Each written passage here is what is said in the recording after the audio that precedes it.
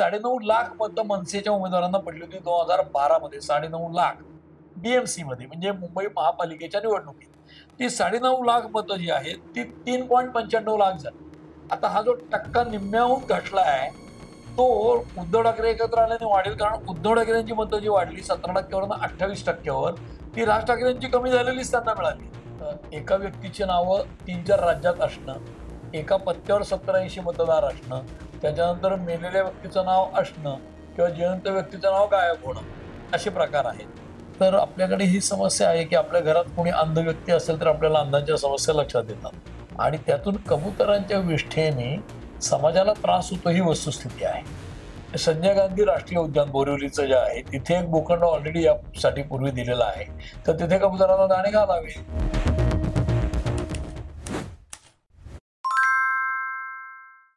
मंडळी नमस्कार. मंडळी, महाराष्ट्र मल्टीमीडिया कम्युनिकेशन्स अर्थात MMC न्यूज नेटवर्कच्या वर्तमानच्या या नवीन व्हिडिओमध्ये मी मिलिंद लिमये तुमचं पुन्हा एकदा स्वागत करतो.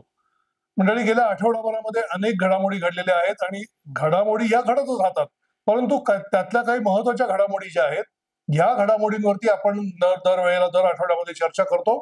यावेळेच्या आठवड्यामधल्या कोणत्या घडामोडी आहेत तर कबूतरखाना किंवा कबुतरांना धान्य देणं, अन्न पाणी देणं या संदर्भातला जो मुद्दा आहे हा मुद्दा गेले काही आठवडे गाजतो आहे आणि तो मुंबई महानगरपालिकेची निवडणूक होईपर्यंत सातत्याने गाजत राहणार आहे. याबद्दल शंका बाळगण्याचं काहीच कारण नाही, कारण हा विषय न्यायालयामध्ये गेलेला आहे, आंदोलनं झाली, त्याच्यावरती राजकीय वादावादी झाली, हे सगळं होत राहणार आहे. याला कुठेतरी मुंबई महानगरपालिकेच्या राजकारणाची किनार आहे, महापालिकेच्या निवडणुकीची किनार आहे. त्याच्याच बरोबर दुसरीकडे आपण देशाच्या पातळीवरती पाहिलं तर राहुल गांधी यांनी मतचोरीच्या संदर्भामध्ये रस्त्यावरती उतरून आंदोलन केलं. म्हणजे साधारणपणे 300 संसद सदस्य या आंदोलनामध्ये सहभागी झाले होते विरोधी पक्षाचे. त्याच्याच बरोबर उद्धव ठाकरे यांच्या शिवसेनेने महाराष्ट्रामध्ये राज्यभर आंदोलन केलं आणि हे आंदोलन देखील पहिल्यांदा अशा पद्धतीचं झालेलं राजकीय आंदोलन पाहायला मिळेल बरेच वर्षाच्या कालावधीनंतर. त्यानंतरचा जो महत्वाची घडामोड जी आहे ती अर्थात उद्धव आणि राज यांच्या संदर्भातली आहे. उद्धव ठाकरे आणि राज ठाकरे पुन्हा एकत्र येतात का? राज ठाकरे यांनी काही विधानं केलेली आहेत आणि या विधानांवरून असे अर्थ सध्या तरी लावता येणं शक्य होतं आहे. या दाव्याला थोडीशी पुष्टी मिळते आहे. या सगळ्या विषयावरती आपण चर्चा करणार आहोत आणि त्यासाठी नेहमीप्रमाणे माझ्यासोबत आहेत वरिष्ठ पत्रकार शैलेंद्र परांजपे. शैलेंद्र नमस्कार. नमस्कार. शैलेंद्र, आपण सुरुवात करूया कबुतरांपासून. कोल्हापूरच्या हत्तीणीचा विषय सर्वोच्च न्यायालयामध्ये सहमतीने गेलेला आहे, त्यामुळे तो विषय संपल्यामध्ये जमा आहे. दुसरा विषय मात्र कबुतरांचा जो सातत्याने गाजतो आहे आणि तो हळूहळू राज्यव्यापी होईल अशी आत्ताची जी घडीला चिन्ह दिसत आहेत. कारण कबूतरखाने, ज्याला आपण मानवनिर्मित कबूतरखाने तयार केले, ज्याला कबुतरांना धान्य टाकलं जातं, नियमितपणे दाणे टाकले जातात आणि तिथे शेकडो का हजारोंच्या संख्येने कबूतर जमा होतात आणि त्यातून पर्यायाने कबुतरांच्या विष्ठेतून आणि अन्य गोष्टींमधून जो काय मानवी संसर्ग होतो किंवा रोग होतो याच्यामुळे निर्माण झालेली जी परिस्थिती आहे याच्यावरती मग मुंबई महापालिकेने बंदी आणली, पुण्याच्या महापालिकेने बंदी आणली. मात्र सतत याला विरोध सुरू आहे एका विशिष्ट समुदायाकडून आणि या विशिष्ट समुदायाला विरोध राजकीय पक्षांकडून सुरू आहे. याच्यामध्ये दावे प्रतिदावे होत आहेत, राजकारण होत आहे. जैन मुनी जे शांततेचे प्रतीक मानले जातात किंवा जैन धर्म हा जो शांततेचा प्रतीक म्हटला जातो, त्यांनी असं विधान केलं की प्रसंगी आम्ही शस्त्र हातामध्ये घेऊ, अशा पद्धतीचं विधान केल्यानंतर या वादाला आणखी मोठा एक वादंग फुटला आहे. आणि त्याच्याबरोबर त्यांनी आणखी एक विधान केलं की राज ठाकरे यांनीच आता हा तिढा सोडवावा. म्हणजे सगळे विषय राज ठाकरे यांनीच सोडवायचे असं त्यांची अपेक्षा आहे का? आणि दुसरा महत्वाचा विषय जो आहे, हा जो संघर्ष होतोय, एका बाजूला लोढांनी पुन्हा आपलं अंग काढून घेतलेलं आहे. महाराष्ट्र एकीकरण समिती या आंदोलनामध्ये आली, मनसे अजून उतरलेली नाहीये, शिवसेना बाळासाहेब ठाकरे उतरलेली नाहीये. मात्र जैन समुदाय, काही प्रमाणामध्ये जैन मारवाडी समाज आणि दुसऱ्या बाजूला मराठी एकीकरण समिती, अशा पद्धतीचा संघर्ष आपल्याला पाहायला मिळतोय. या सगळ्या विषयावरती आपण काय सांगाल? त्याच्यामध्ये दोन गोष्टी स्पष्ट आहेत की हा विषय पहिल्यांदा आला तो विधानसभेचं सेशन जे किंवा अधिवेशन जे संपलं पावसाळी आता 18 जुलैला, त्यावेळेला विधान परिषदेमध्ये मनीषा कायंदे एकनाथ शिंदेच्या शिवसेनेच्या आहेत. त्यांनी हा मुद्दा उपस्थित केला. त्यांनी या विषयावर संशोधन केलेलं आहे आणि जसं अ, म्हणजे जावे त्याच्या वंशात तेव्हा कळे असं जे मराठीत म्हण आहे. तर आपल्याकडे ही समस्या आहे, की आपल्या घरात कोणी अंध व्यक्ती असेल तर आपल्याला अंधांच्या समस्या लक्षात येतात. आपल्या घरात कोणी मतिमंद असेल तर मतिमंदांच्या विषयी सहानुभूती निर्माण होते. तसं यापैकी कोणाच्या ना कोणाच्या तरी नातेवाईकांना या कबुतराच्या विष्ठेपासनं संसर्ग होऊन त्यात मृत्यू ओढवल्यामुळे त्या कारणाने त्याच्याबद्दल त्यांना माहिती आहे आणि त्यांनी अभ्यासही केलाय. पण कारणं काहीही असली तरी तो अभ्यास महत्वाचा आहे आणि मुद्दे महत्वाचे आहेत. आणि त्यातून कबुतरांच्या विष्ठेने समाजाला त्रास होतो ही वस्तुस्थिती आहे. या सगळ्या विषयावरनं कोर्टबाजी झाली, कोर्टामध्ये याचिका झाली आणि कोर्टाने कबुतरखान्यांना बंदी घातली. त्यामुळे पुणे महापालिका किंवा मुंबई महापालिकेने कोर्टाच्या निर्णयाची अंमलबजावणी केली आहे एक प्रकारे. दुसरा भाग असा आहे, की मुख्यत्वे आपण पाहतो मुंबईत असेल, कुठल्याही मोठ्या शहरात असेल, कबुतरखान्यांना जे कबुतरं अगदी हजारोच्या संख्येने येतात, ते दाणे टाकल्यामुळे येतात.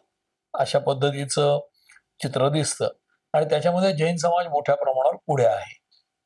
जैन समाज अहिंसा हे तत्व मानणारा आहे आणि ते फक्त कबुतरांना जगू द्या असं नाही म्हणत, सगळ्याच प्राणीमात्रांना जगू द्या असं म्हणतात. त्यामुळे ते सामिष आहाराच्या विरोधात असतात. निरामिष आहाराचे अ, प्रवक्ते असतात आणि मग ते नो नॉनव्हेज झोन करा एखादा मुंबईतला एरिया इथपर्यंत त्याची मजल जाते.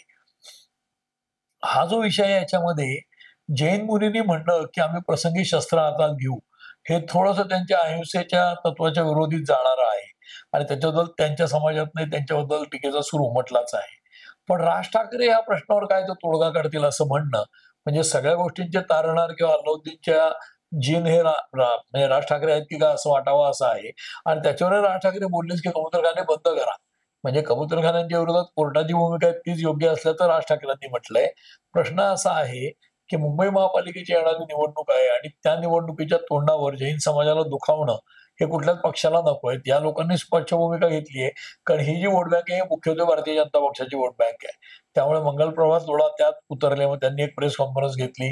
त्याच्यानंतर मुख्यमंत्र्यांनी हे स्पष्ट केलं अलीकडच्या काळात, की संजय गांधी राष्ट्रीय उद्यान बोरिवलीचं जे आहे, तिथे एक भूखंड ऑलरेडी यासाठी पूर्वी दिलेला आहे. तर तिथे कबुतरांना दाणे घालावे. आता सार्वजनिक ठिकाणी जर बंदी झाली कबुतरांना दाणे घालायला आणि दाणे घालणाऱ्यांच्या विरुद्ध कारवाई झाली, तर जैन समाज आपापल्या टेरेसवर म्हणजे ते राहतात त्या ठिकाणी एखाद्या बंगल्याच्या इथे अशा प्रकारे सुरू केलंय आणि त्याचा त्रास होऊन जर कोणाला उपद्रव झाला तर त्याच्या याचिका पुढे होतील. त्याच्यात त्या विरोधकांकडनं जो मुद्दा उपस्थित केला जातोय म्हणजे दाणे टाकण्याच्या विरोधात ते लोक, तो असा की जिथे-जिथे जैन धर्मियांची देवळं आहेत किंवा देरासर आहेत, तिथे आतमध्ये त्यांनी कबुतरांना आश्रय द्यावा आणि तिथे दाणे घालत राहावं ना, सार्वजनिक ठिकाणी का घालतायत? असा त्यातला मुद्दा आहे. काहीही दावे प्रतिदावे असले तरी आपल्याला एक गोष्ट लोकशाहीमध्ये मान्य करायला हवी, ती म्हणजे कोर्टाने कबूतरखान्यांना बंदी घातली आहे.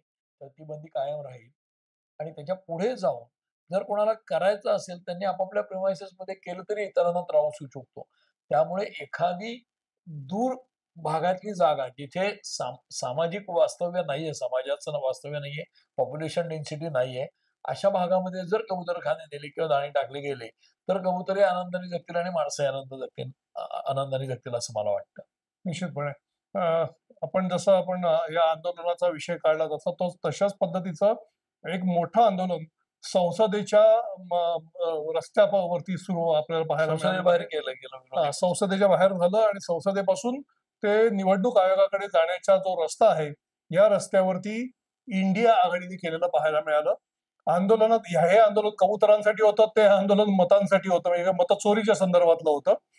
निवडणूक आयोगाकडे इंडिया आघाडीने वेळ मागितली. निवडणूक आयोगाने 30 जणांच्या शिष्टमंडळाला येण्याकरता सांगितलं. मात्र 30 जण जाणार नाही, आम्ही 300 लोक येऊ, अशा पद्धतीचं हट्ट किंवा आग्रह विरोधी पक्षांकडून धरण्यात आला आणि तो साहजिकपणे अमान्यच झाला आणि त्यामुळे त्यांना रोखलं गेलं आणि पर्यायाने मग त्याने रस्त्यावरती बसखड मारली आणि त्याने आंदोलन केलं. मतचोरीच्या संदर्भामध्ये राहुल गांधी यांनी पत्रकार परिषद घेतलेली होती. त्याच्यानंतर त्यांनी काही उदाहरणं दिलेली होती, काही पुरावे त्यांच्या वतीने सादर केले होते, ते ठोस होते. मुद्दा असा म्हणजे ह्याच्यामधला पुन्हा एकदा मुद्दा महत्वाचा आहे, की निवडणूक आयोग हा एक प्लॅटफॉर्म आहे, ते एक स्वतंत्र यंत्रणा आहे. त्याच्याकडे हा जाऊन मुद्दा रीतसर मांडायला हवा. निवडणूक आयोगाने असं म्हटलेलं होतं की आम्हाला प्रतिज्ञापत्र देऊन हे तुमचं म्हणणं खरं आहे असं सांगा. ते अद्याप राहुल गांधी करताना दिसत नाहीये. दुसरा महत्वाचा मुद्दा, जर त्यांचा निवडणूक आयोगावरती विश्वास नाही किंवा ते त्यांच्यावरती जर ठोस आरोप करतात, त्यांच्याकडे जर ठोस पुरावे आहेत, तर त्यांनी सर्वोच्च न्यायालयामध्ये जावं किंवा उच्च न्यायालयामध्ये जाऊन या संदर्भामध्ये दाद मागावी. अशा पद्धतीचा देखील एक मतप्रवाह आहे. हे सगळं न करता केवळ आंदोलन करण्याचा प्रयत्न आहे. यातून एक जनभावना तयार करण्याचा प्रयत्न आहे की नेमकं राहुल गांधी यांना साधायचं काय? साधायचं राजकारण आहे, उघड आहे. कारण राहुल गांधी हे लोकसभेतले विरोधी पक्ष नेते आहेत आणि वेगवेगळ्या मुद्द्यांवर तर राजकारण केलं जाते ही वस्तुस्थिती आहे. त्यांनी जी उदाहरणं पत्रकार परिषदेत दिली ती एक कर्नाटक मधलं दिलंय. त्याच्यामध्ये एका व्यक्तीची नावं 3-4 राज्यात असणं, एका पत्त्यावर 70-80 मतदार असणं, त्याच्यानंतर मेलेल्या व्यक्तीचं नाव असणं किंवा जिवंत व्यक्तीचं नाव गायब होणं, असे प्रकार आहेत. आता हे सगळे जे प्रकार आहेत ते मतदार यादीमधल्या घोळांमध्ये म्हणजे घोळ जे आहेत मतदार याद्यांमध्ये त्याच्यामध्ये येतात. त्याच्यामध्ये अनेक ठिकाणी काही त्रुटी आहेत मतदार यादींमध्ये. आता आपण निवडणूक आयोग हा मुळात स्वायत्त आहे, एक स्वतंत्र यंत्रणा आहे. पण त्या यंत्रणेकडे स्वतःचं मनुष्यबळ नाही. म्हणजे त्यांच्याकडे काही लाखोच्या संख्येने स्टाफ नाहीये हे सगळं करायला. दुसरं असं, की निवडणुकीच्या मतदार नोंदणीसाठी, त्याच्यानंतर जे ड्राईव्हज घेतले जातात त्याच्यासाठी मोहिमा, त्याच्यासाठी राज्य सरकारातले कर्मचारी वापरले जातात. महसूलमधले किंवा शिक्षण खात्यातले. जसं शिक्षकही वापरले जातात. तेच शिक्षण खात्यातले शिक्षक, त्याच्यानंतर अंगणवाडी सेविका किंवा रेव्हेन्यू मधले लोकं, ह्या लोकांचा वापर करून मतदार याद्या अपडेट केल्या जातात. म्हणजे घरोघरी जाऊन जी नोंदणी करावी लागते, या सगळ्या गोष्टी या सगळ्या राज्य सरकारच्या स्टाफच्या मार्फत केल्या जातात. कारण निवडणूक आयोगाकडे मतदारांच्या नोंदणीसाठी किंवा या सगळ्या कामांसाठी स्वतंत्र स्टाफ नाही मोठ्या प्रमाणावर. म्हणजे आपल्याला माहिती आहे की कुठल्याही स्थानिक निवडणुकीमध्ये सुद्धा तिथला रिटर्निंग ऑफिसर किंवा निवडणूक निर्णय अधिकारी किंवा निर्वाचन अधिकारी हा तिथला कलेक्टर किंवा तहसीलदार किंवा खालच्या पातळीवर असे असतात. त्यामुळे कुठेही निवडणूक आयोगाचा स्टाफ लाखोच्या संख्येने नाही.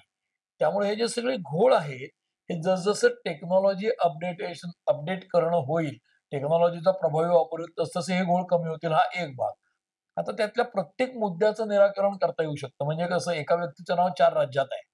तर आपल्याला ही मतदारांना मतदान नोंदणीसाठी मुभा आहे, कुठे आपलं मतदार म्हणून नाव नोंदवायची.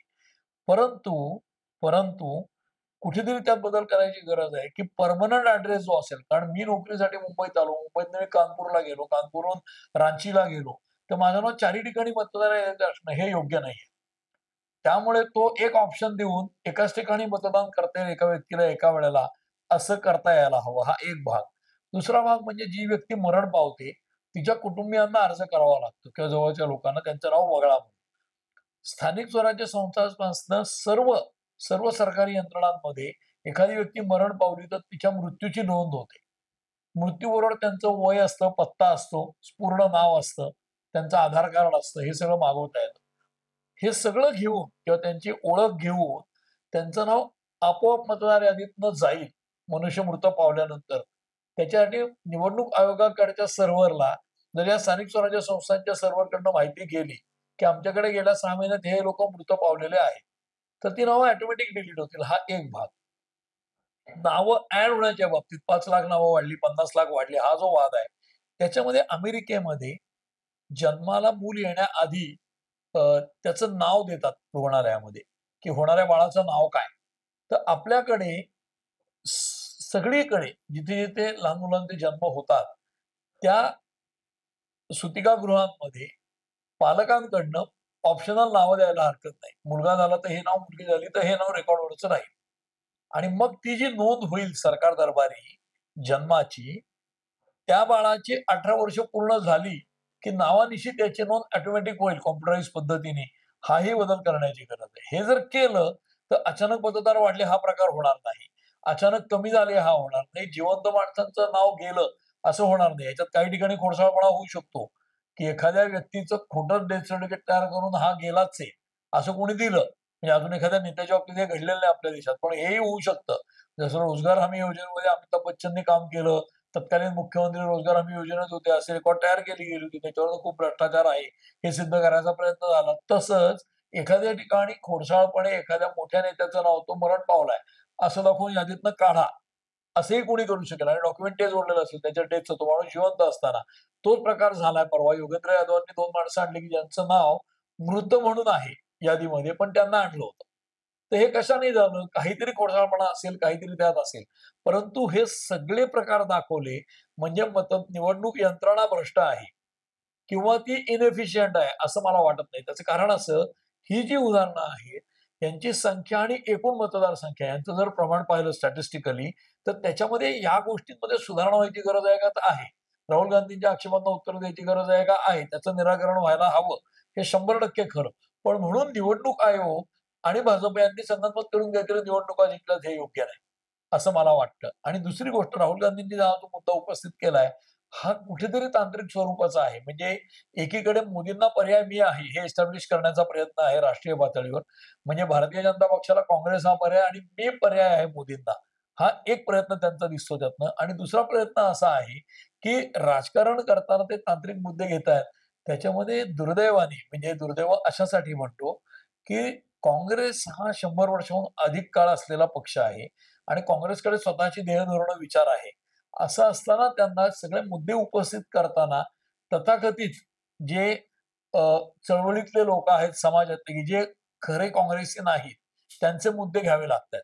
म्हणजे डाव्या पक्षांचे जे लोक मनमोहन सिंगांच्या सरकारमध्ये होते, त्यावेळेला जे प्लॅनिंग कमिशनवर लोक आले, अनेक संस्थांवर लोक आले, त्यातले जे तथाकथित इंटेलेक्च्युअल आहेत, त्यांच्याकडनं मांडले जाणारे मुद्दे आहेत, ते घेऊन राहुल गांधी राजकारण करतायत. हे काँग्रेससाठी दुर्दैवी आहे असं मी म्हणतोय. कारण काँग्रेसने जर त्यांच्या मुळाशी जर नाळ ठेवली आणि जर लोक आंदोलनं केली, तर लोक येतील आणि काँग्रेस हाच पर्याय असेल. काँग्रेस हा मोठा पक्ष आहे. पण राहुल गांधी ते करताना दिसत नाहीत आणि त्यातनं दर 2-4 महिन्यातनं काहीतरी कॉन्ट्रोव्हर्शियल करतात आणि त्यातनं मग पंचायत होते आणि मग परत 2 फूट मागे यायला लागतं आणि त्याचं उदाहरण पुणे कोर्टात झालं म्हणून मी ते उल्लेख केला. बाकी काय नाही. निश्चितपणे आपण पुणे कोर्टाचा विषय काढला तर तो त्या पुणे कोर्टाच्या विषयावरून पण यायला लागेल, कारण तो विषय थेट राहुल गांधींशी संबंधित आहे. सात्यकी सावरकर यांनी एक दावा दाखल केला स्वातंत्र्यवीर सावरकरांच्या विरोधामध्ये. त्यांनी जे काय लंडनला विधान केलं, बदनामी विधान केली. केलं होतं, बदनामी केली, असा जो आरोप आहे, या आरोपाच्या संदर्भामध्ये त्यांनी पुण्याच्या न्यायालयामध्ये दावा दाखल केला. हा दावा चालू आहे, म्हणजे त्या दाव्याच्या आपण खोलामध्ये नको जायला, मेरिट्समध्ये त्याच्यात नको जायला. परंतु आपल्याकरता एक महत्वाची घटना त्याच्यामध्ये अशी घडलेली आहे, की राहुल गांधी यांच्या वकिलांनी असं एक पुरसीस दाखल केलं. पुरसीस म्हणजे एक जोडपत्र दाखल केलं. त्या जोडपत्रामध्ये त्यांनी असं म्हटलं, की राहुल गांधी यांच्या जीवाला धोका आहे आणि म्हणून ही जी केस चालू आहे किंवा हा जो काही खटला चालू आहे, त्याच्यामध्ये त्यांच्या जीवाला धोका आहे, अशा पद्धतीने एक पुरसीस दाखल केलं. वास्तविक या खटल्याचा आणि त्यांना मतचोरीच्या संदर्भात त्यांचं जे काही आंदोलन चालू आहे, याचा अर्थार्थी काही संबंध नाही. तरी सुद्धा त्यांनी ते का दाखल केलं? बरं, दाखल केल्यानंतर पुढच्याच दिवसामध्ये ते मागे घेतलं. आता ते मागे घेताना जी काही कारण आहेत ती आपल्या बोलण्यामधून येतीलच.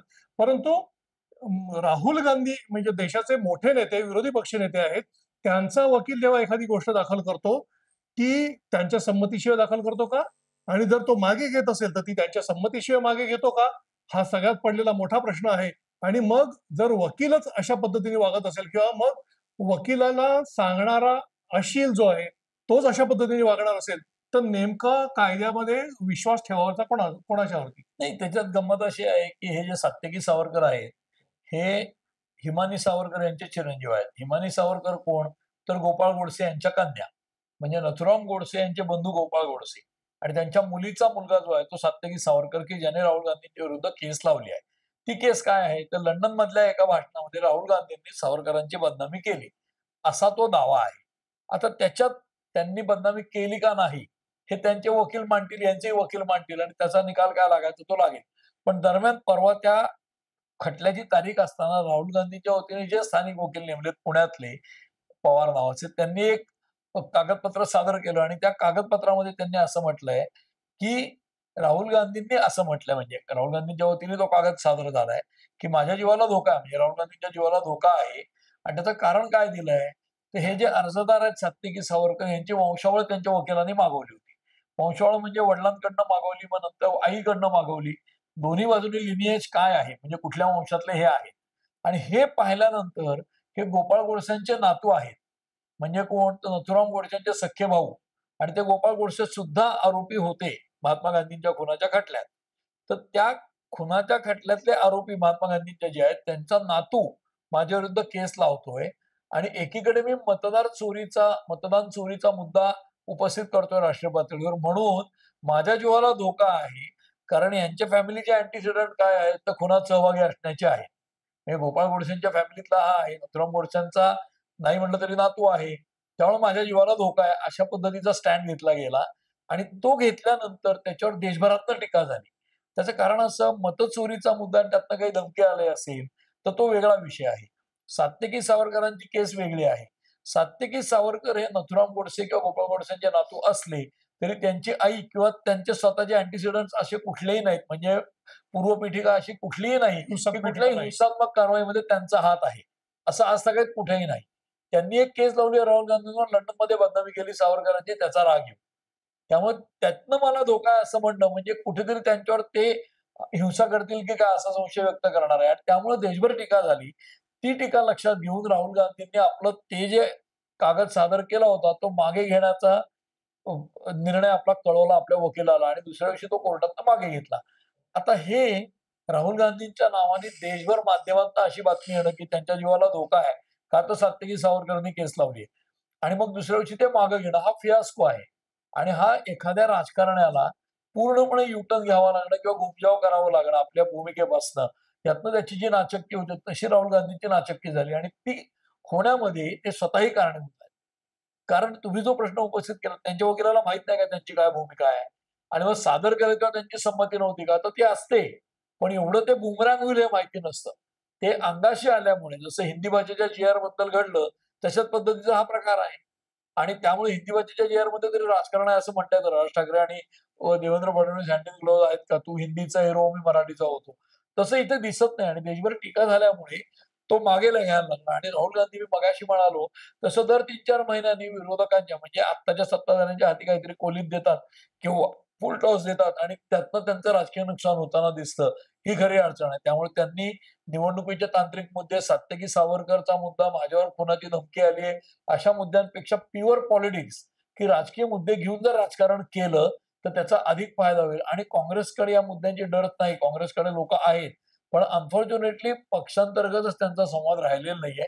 त्यांच्याकडे शहाणे लोक खूप आहेत, सीझन नेते आहेत. त्यांनी मूळ आपल्या धारीशी प्रामाणिक राहून जर राजकारण केलं तर त्यांना भवितव्य आहे असं मला वाटतं आणि ते जास्ती वेगाने पुढे येतील. मोदींना पर्याय काँग्रेसच असणार आहे, पण ते वेगाने पुढे यायचे असतील तर त्यांनी आपल्या मूळ नाळ जी आहे पक्षाच्या विचारांची ती धरून राजकारण करायला हवं असं मला वाटतं. निश्चितपणे राजकारणाचाच मुद्दा महाराष्ट्रातल्या राजकारणाचा त्या विषयावरती आपण शेवट करूया. विषय येतो की आतापर्यंत दोन्ही ठाकरे बंधू एकत्रित येतील की येणार नाहीत अशा चर्चा वारंवार झाल्या. अनेक वेळेला उद्धव ठाकरेंनीच पुढाकार घेतल्याचं दिसलं. कालांतराने त्यांनी दोघांनी एकत्र मेळावे घेतले. 19 वर्षानंतर ते एका व्यासपीठावरती आले. नंतर त्यांच्या उद्धव ठाकरेंच्या वाढदिवसाला राज ठाकरे मातोश्रीवरती गेले. मात्र राज ठाकरेंनी आतापर्यंत स्वतःहून म्हणजे युती होईल किंवा अशा पद्धतीने काही इंडिकेशन दिलेली होती, काही सूचना, संकेत काही दिलेले नव्हते. मात्र काल त्यांनी माध्यमांना जी विधानं केलेली आहेत की जे काही म्हटलेलं आहे त्यांनी, त्या विधानांवरून राज ठाकरे हे देखील युती करता आता तयार झालेले दिसतात आणि ही युती होण्याची शक्यता आता वाढलेली आहे. अशा पद्धतीची ती विधानं आहेत.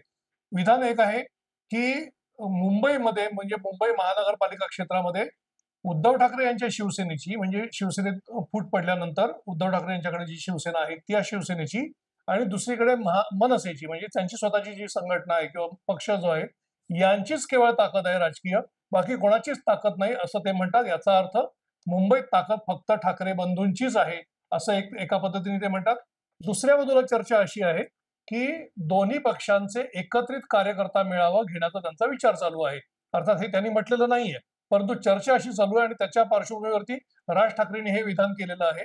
यातून नेमकं दोन्ही ठाकरे बंधू एकत्र येण्याची अगदी काय म्हणतात त्याला आपण अंतिम तयारी झालेली आहे असं म्हणता येईल का आपल्याला? नाही, मी मुद्दाम आता खिशातनं वही अशासाठी काढली या प्रश्नानंतर की राज ठाकरे आणि उद्धव ठाकरे एकत्र येतील का, येणार नाहीत का, मग टाळी दिली सदुनी दादुनी हो म्हटलं वगैरे हे सगळं माध्यमांमधनं झालंय. आणि या सगळ्याच्या पुढे हे सगळं राजकारण गेलंय. आणि मागच्या आठवड्यात उद्धव ठाकरे गेले दिल्लीला आणि राहुल गांधींना भेटले. मग त्यातनं एक बातमी अशी आली की उद्धव ठाकरेंच्या प्रेस कॉन्फरन्स नंतर त्यांनी जे पत्रकारांना सांगितलं की राज ठाकरे यांच्या पक्षाला एकत्र घेणं हे काँग्रेस किंवा भाजप या राष्ट्रीय पक्षांना परवडणार नाही. कारण त्यांची भूमिका अतिशय संकुचित प्रादेशिकतावादी आहे आणि राष्ट्रीय पक्षांचं नुकसान होऊ शकतं त्यांच्याबरोबर आल्याने. कारण ते रोज उत्तर भारतीयांविरुद्ध बोलतात, ते भाजपला परवडणार नाही. ते रोज मशिदीचे भोंगे बंद करा म्हणतात, ते काँग्रेसला परवडणार नाही. तर राष्ट्रीय पक्ष राज ठाकरेंना ओपनली बरोबर घेतील अशी चिन्ह नाहीत. म्हणून उद्धव ठाकरेंनी भेटून राहुल गांधींना सांगितलं की आम्ही जर राज ठाकरेंच्या बरोबर अलायन्स केला तर तो स्थानिक निवडणुकीपुरता असेल, हे स्थानिक राजकारणाचा भाग आहे. त्यांनी आपल्या युपीएच्या आघाडीला किंवा महाविकास आघाडीला बाधा येता कामा नये. कारण मुंबईमध्ये जर राज ठाकरे उद्धव ठाकरे एकत्र लढले आणि काँग्रेस वेगळी लढली तर मुस्लिमांची मतं पुन्हा डिवाइड होऊ शकतात. तर ही भीती टाळण्यासाठी ते असं मागच्या वेळेला उद्धव ठाकरे म्हणाले आणि त्याचाच हा एपिसोड पुढे ताणला गेला. आणि आता राज ठाकरेंनी पहिल्यांदाच इंडिकेट असं केलंय की ताकद मुंबईत कोणाची आहे, तर उद्धव ठाकरेंच्या सेनेची आणि मनसेची आहे. म्हणजे ठाकरे बंधूंची आहे. नाही, दोन्ही ठाकरे बंधूंची ताकद आहे असं राज ठाकरेंनी म्हणणे यात विशेष काही नाही, ते असंच म्हणणार. त्याचं कारण असं की ते ज्या अर्थी हे म्हणतात त्या अर्थी त्यांच्या मनात चाललेलं दिसतं की उद्धव ठाकरेंच्या बरोबर जावं का. परंतु हा त्यांचा दावा आहे असं आपल्याला म्हणावं लागतं. त्याचं कारण असं, मी वही काढली अशासाठी की मनसेला 2012च्या पालिका निवडणुकीमध्ये 15% मतं होती, ती 7%वर आली. म्हणजे निम्मी झाली त्यांची मतांची टक्केवारी. आणि त्यांची मतं जी आहेत ती 9.5 लाख मतं मनसेच्या उमेदवारांना पडली होती 2012 मध्ये. 9.5 लाख बीएमसी मध्ये, म्हणजे मुंबई महापालिकेच्या निवडणुकीत. ती 9.5 लाख मतं जी आहेत ती 3.95 लाख झाली 17ला, म्हणजे निम्म्यापेक्षा कमी झाली. आता हा जो टक्का निम्म्याहून घटलाय तो उद्धव ठाकरे एकत्र आल्याने वाढेल. कारण उद्धव ठाकरेंची मतं जी वाढली 17%वरून 28%वर, ती राज ठाकरेंची कमी झालेलीच त्यांना मिळाली. मग उद्धव ठाकरे आणि राज ठाकरे एकत्र असे काही वेगळे दिवे लावू शकतील का, फार मोठे असे मोठे? आणि शिवसेना त्यावेळेला एकत्रित होती. नाही, सांगतो ना, त्यात अन्य घटक असे आहेत की शिवसेनेची मतं जी वाढली उद्धव ठाकरेंची, जी एकत्र असताना ती 17%वरून 28%वर गेली, 11% वाढली. त्यात राज ठाकरेंची मतं साधारणपणे 7.5% कमी झाली, 8% कमी झाली. ती उद्धव ठाकरेंकडे गेली असं धरलं समजा हिंदुत्वाची मतं. शिवाय 2% एक्स्ट्रा मतं उद्धव ठाकरेंना पडली, कारण मोदी होते केंद्रात आणि राज्यात फडणवीस होते 12 आणि 17ला. त्यामुळे ती मतं वाढली आणि मनसेची कमी झाली. आता उद्धव ठाकरेंची जी मतं 28%पर्यंत गेली, त्यातनं एकनाथ शिंदे बाहेर पडले आणि कधी नाही इतके दुबळे उद्धव ठाकरे वाटू लागले. म्हणून तर त्यांना राज ठाकरेला टाळीचा हात पुढे करावा लागला, हे सगळ्यांना माहिती आहे. मग एकनाथ शिंदेची ताकद शून्य आहे का मुंबईत? अजिबात नाही. त्याचं कारण असं, तुम्ही वांद्र्याचा मतदारसंघ घ्या, वांद्र्याचा, माहीमचा घ्या किंवा वरळीचा घ्या.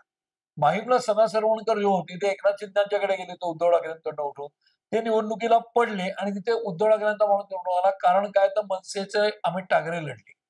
दुसरीकडे वरळीमध्ये आदित्य ठाकरे निवडून आले, कारण मनसे लढले. म्हणजे मनसेमुळे एके ठिकाणी एकनाथ शिंदेचा पक्ष नुकसानीत गेला, एका ठिकाणी शिवसेनेच्या उद्धव ठाकरेंच्या गटाला फायदा झाला. त्यामुळे ह्या तिघांची ताकद आहे यातनं सिद्ध होतं.